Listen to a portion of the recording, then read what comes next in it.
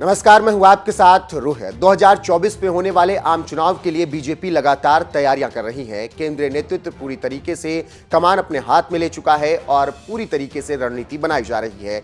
अभी हाल ही में केंद्रीय चुनाव समिति की बैठक भी हुई थी बीजेपी की, और इसके अलावा राष्ट्रीय कार्यकारिणी की बैठक में यह फैसला लिया गया था कि 2024 में किसी भी तरीके की कोई भी गलती नहीं दोहराई जाएगी और 303 से ज्यादा सीट लाने का प्लान किया गया है। इसी बीच अब बीजेपी से कई पार्टियों के सांसद, विधायक और नेता मिल रहे हैं, जिससे कयास लगाए जा रहे हैं कि 2024 में बीजेपी बड़ा खेला कर सकती है। दरअसल बसपा सुप्रीमो मायावती को लगातार बीजेपी झटका दे रही है। अभी हाल ही में बीजेपी जब अपना स्थापना दिवस मना रही है 44वां, तो उसने ऐलान किया है कि वो बाबा साहब भीमराव अंबेडकर के जयंती तक एक बड़ा प्रोग्राम करेगी और इस दौरान हर गली मोहल्ले गांव में पहुंचकर वो बीजेपी की जन कल्याणकारी योजनाओं के बारे में लोगों को बताएगी। अब इससे साफ समझा जा सकता है कि बीजेपी बीएसपी के कोर वोट बैंक में सेंधमारी करना चाहती है, और इसी बीच अब सियासी गलियारों से कुछ ऐसी तस्वीरें आई हैं जिसकी वजह से मायावती की टेंशन और बढ़ गई है। दरअसल बसपा सांसद कभी प्रधानमंत्री मोदी तो कभी योगी आदित्यनाथ से मुलाकात कर रहे हैं और लगातार उनकी तारीफें कर रहे हैं, जिसके बाद कई तरीके की चर्चाएं हो रही हैं और कयास लगाए जा रहे हैं कि क्या वो आने वाले वक्त में पाला बदल सकते हैं।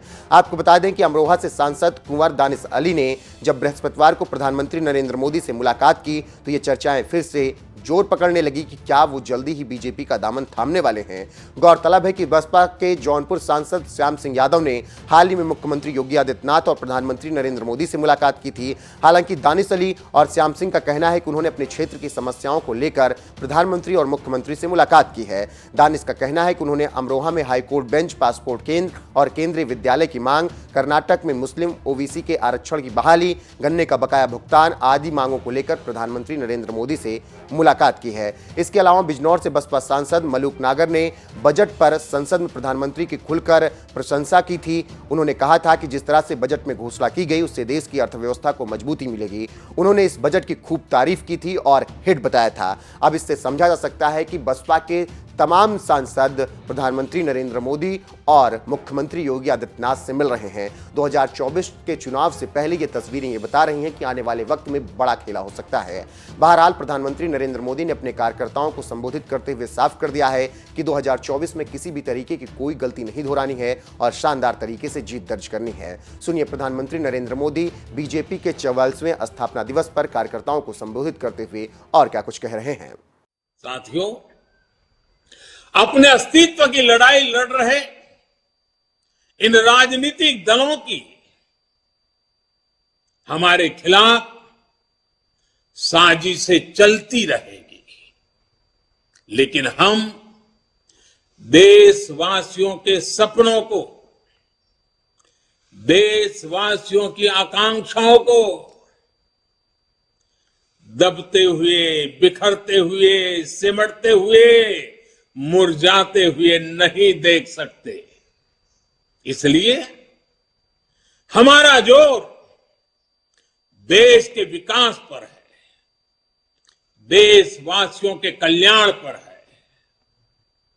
हमारे परिश्रम से जो परिणाम मिले हैं, इसकी गवाही वो आंकड़े दे रहे हैं जो पिछला वित्तीय वर्ष समाप्त होने पर बीते 15-20 दिनों में सामने आए हैं।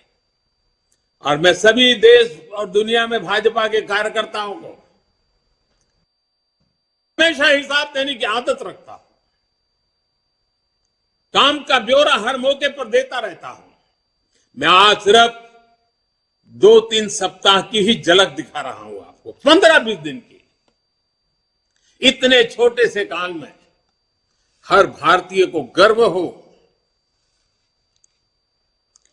जीएसटी लागू होने के बाद से किसी एक वित्तीय वर्ष में 18 लाख करोड़ रुपए कलेक्शन का रिकॉर्ड बनाना अभूतपूर्व। इस दौरान देश के टैक्स पेयर ने भी 16 लाख करोड़ रुपए से अधिक टैक्स देकर नया रिकॉर्ड बनाया।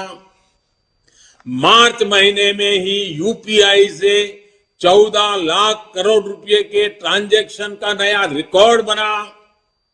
देश के इतिहास में पहली बार हमारा एक्सपोर्ट 750 अरब डॉलर के पार पहुंचा। देश में कोयला उत्पादन में पुराने सारे रिकॉर्ड तोड़ दिए। देश में स्टील उत्पादन में भी पुराने सारे रिकॉर्ड टूट गए। पहली बार 16,000 करोड़ रुपए का डिफेंस एक्सपोर्ट हुआ। HAL ने रिकॉर्ड रेवेन्यू जनरेट किया। मोबाइल फोन प्रोडक्शन और मोबाइल एक्सपोर्ट में भी नया रिकॉर्ड बना।